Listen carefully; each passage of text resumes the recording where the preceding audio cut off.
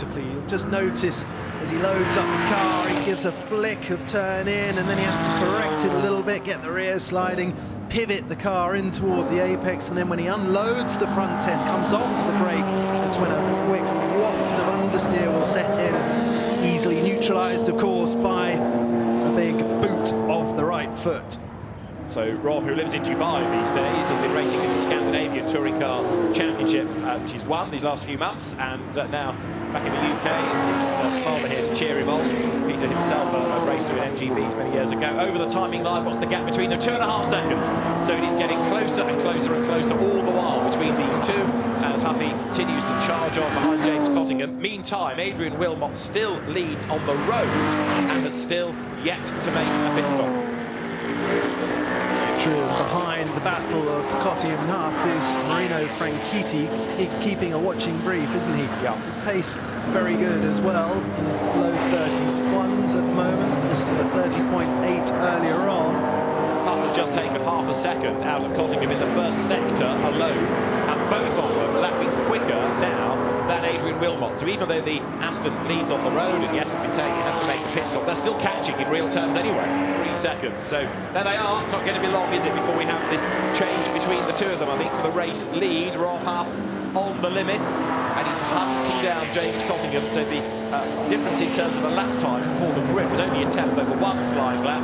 But the pace that Huff has got, lap after lap after lap, is bringing him closer and closer all the time. But also now, we're getting quite a lot of cars under investigation for a short pit stop. And one of them is James Cottingham's car, one of them is Ollie Bryan's car, one of them is Rob Huff's car. So all of a sudden, the battle for the lead, yes, it might get lively on track, but the officials could be applying penalties post-race. Let's see.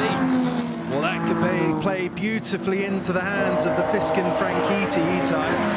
Their race number not under the list of those being investigated by the stewards for short pit stop, meaning that they exited the pit lane before 2 minutes from the moment that they entered it.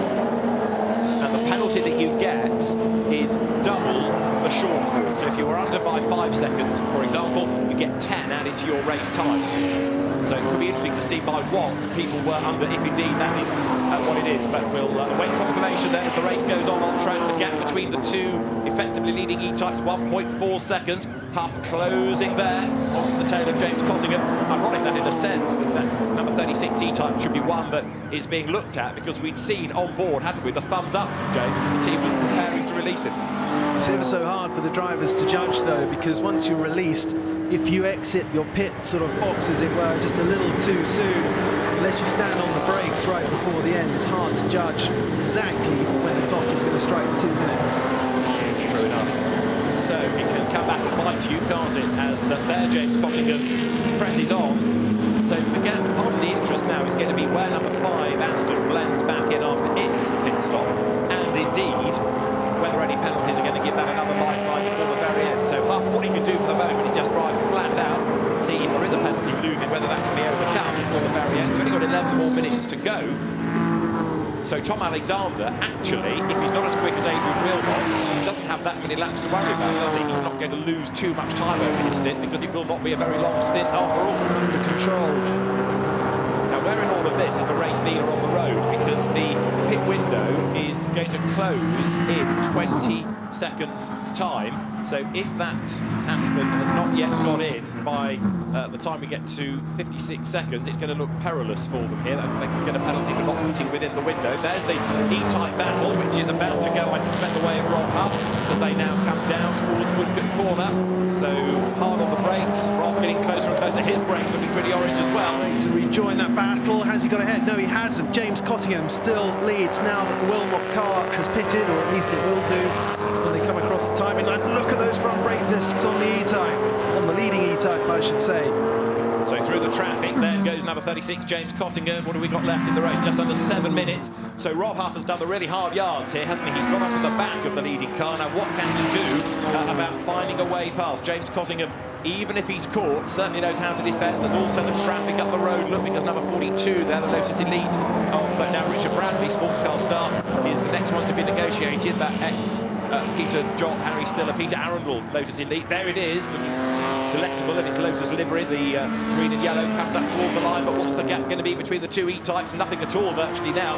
So they will put themselves into first and second before any potential penalties. Through they go. The gap half a second now between the pair. It's probably when, not if, Huff goes through. Yeah, the little elite just getting between them now. That will give James Cottingham some breathing space, but expect Rob Huff to close that down very quickly. He wastes no time getting past the elite, tightening his line just a little bit on the way out of Madgwick. That'll compromise his current speed now through the flat-out run of Fordwater. Say flat out, depends how much those tyres are screaming. 5 minutes to go in this hour-long race.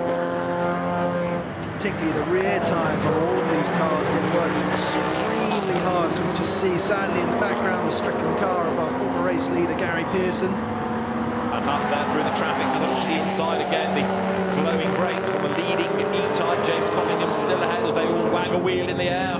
Back onto the power, they just put a lap on Sam Tordoff there in number 7 as the cars now accelerate down then towards Lavant. But you've got first and second then with a Damocletian investigation. The car that's third is 12 seconds back, but depending on any penalties coming these cars' way, might find itself benefiting out of all of that. Let us see. The car that's fifth didn't stop within the pit window, so there's trouble looming there as well.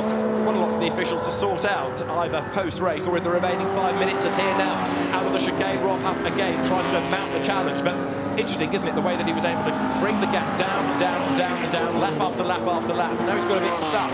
He's just under a second adrift of James Cottingham. They dive through on the inside of the traffic, that lovely long shot as the cars round Madgwick, the pre-63 GT race that we have for this Stirling Moss Memorial Trophy. Right, there is Huff.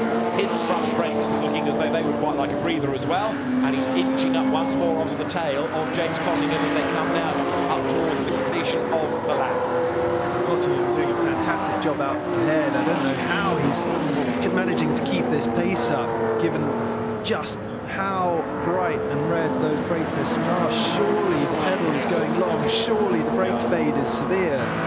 You'd never have guessed it looking at the way he's going. He's managing to keep none other than Rob Huff at bay, or at least he is for now. Huff decisive in the back marker traffic, straight up the inside into Fordwater.